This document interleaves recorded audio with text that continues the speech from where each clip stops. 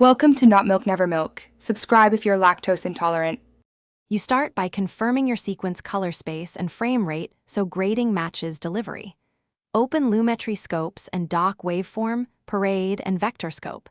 These tell you exposure, color balance, and saturation numerically. Create an adjustment layer and place it above a section of clips to keep changes non-destructive. Once done, apply the Lumetri color effect to that layer and perform a basic exposure pass. Use the basic correction controls to lift shadows, tone down highlights, and set contrast so skin tones sit naturally. You now tackle primary corrections.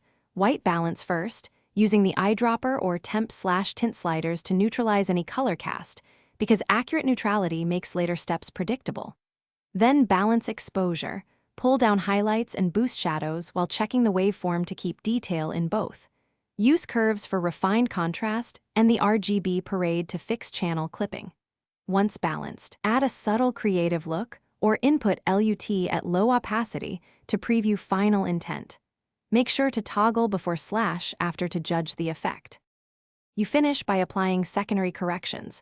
Use HSL secondary to isolate skin tones or skies, clean up saturation, and adjust individual hue or luminance without touching everything else. Add subtle vignette and sharpening last. These finalize viewer focus and perceived contrast. Export using the color-managed export settings and match color space to delivery specs. If something looks off, check scopes for clipping. Temporarily disable layers to isolate the problem, and render a 1-second test clip to confirm fixes before exporting the whole timeline.